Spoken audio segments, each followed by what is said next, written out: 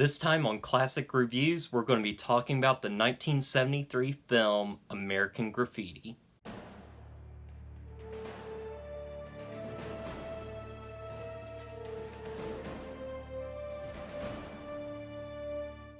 American Graffiti was directed by George Lucas and stars Ron Howard, Richard Dreyfuss, Paul Lamont, Charles Martin Smith, Mackenzie Phillips, and Harrison Ford. And the film follows a group of young people as they spend one final night before they go off to college in their small town. And it deals with all the drama and antics they get themselves into. I was really interested in seeing American Graffiti because I've only seen the Star Wars movies that George Lucas has made, and that's all of his filmography that I've seen. So it was really interesting going backwards in time before Star Wars, and what I've got to say about this film is I absolutely loved this film. It just has such a fun vibe to it. It's bright and colorful. It just has this sense of fun about it and liveliness. And the people talk like real people. George Lucas has said before that he based this film basically on his experiences of being a car enthusiast in the 1950s. And it really shows here. Many of these characters are very likable from the onset. Some stories, I think, are a little better than others. The film is told in this Vignette storyline where it doesn't follow the conventional plot of a film or anything. It follows several different people on this one night and everything they get into. And I honestly really liked it, and it never slowed down the film at all to me. And all the stories were interesting. However, I particularly like 2, 3 storylines in this film over all the rest. The first I want to talk about is Richard Dreyfuss's storyline. He plays the character of Kurt in the film, and he's going off to college the next day. And he wants to tell this girl that he loves her, and he tries to find out a way to tell her, and he eventually decides, well, I'm going to say her name over the radio and tell her there. And it's just very sweet, and Richard Dreyfuss is just incredible and very relatable too. I also like Charles Martin Smith's storyline in the film. He plays the character of Toad, and he's this very nerdy guy. He doesn't have a car. In fact, he borrows Ron Howard's car for the night and picks up this girl, and they have a date, basically.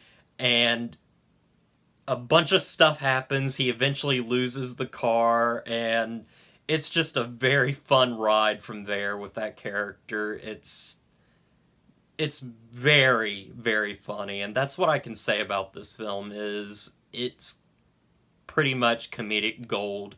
Not all of it lands, but some of it is really funny. Now, my favorite storyline of the film has to be with Paul Lamont's character. John seems to be this guy that's more to himself. He drives his beautiful yellow car, and he's basically stuck in the film babysitting.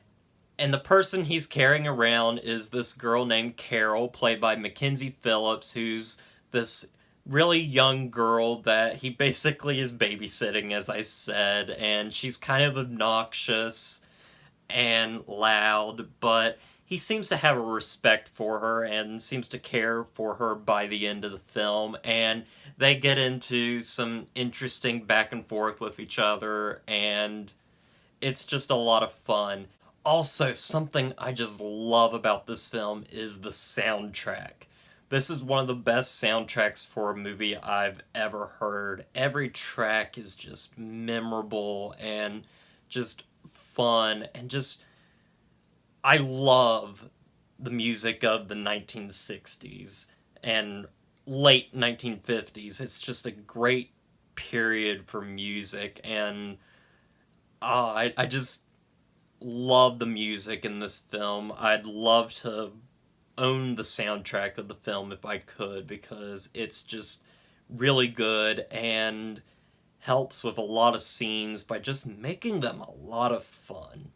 And that's what the film is. It's just a lot of fun. Now, for my negatives of the film, Mackenzie Phillips' character, even though I said she's very likable and stuff, she does get a little grating because her dialogue is perhaps the weakest of the characters in the film. Her character is supposed to be very young, and they write her as very young, but Mackenzie Phillips has this presence of an older girl, so it doesn't exactly work. Also, her dialogue just isn't as refined and just not as naturalistic. Her lines feel very awkward at times, but Mackenzie Phillips finds a way around it to make this not so great dialogue work in the film. Also, you can feel a bit of the pacing issues every now and then. The film does slow down every now and then, but it's not too bad. And also, this is kind of a little nitpick. I'm just going to say at the very end of this film, there is a epilogue sequence where they put on the screen what happened to each character years later.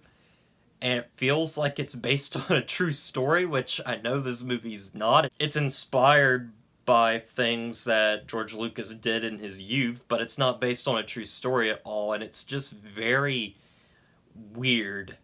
I don't know how to describe it. It's just, I don't understand why they did it, why it was needed. This film really shows that George Lucas had an eye for directing in his youth, and it's just a very fun film, and honestly, I'm going to say it, I think I like this film even more than the original Star Wars film.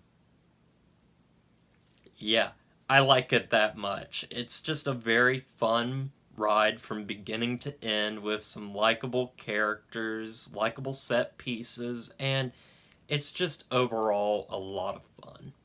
I'm going to give American Graffiti an 8 out of 10. I'm sure with multiple viewings of this film, I might even like it a whole lot more than I do now, but as it stands, that's what I have to say about it. Anyway, guys, I want to thank you for watching this review, so look forward to my horror movie series that I'm doing this October. I'm going to be reviewing a bunch of films from different decades, and we'll see how that goes. But anyway, as always, don't forget to like, comment, and subscribe to the channel, and I'll see you guys in the next review.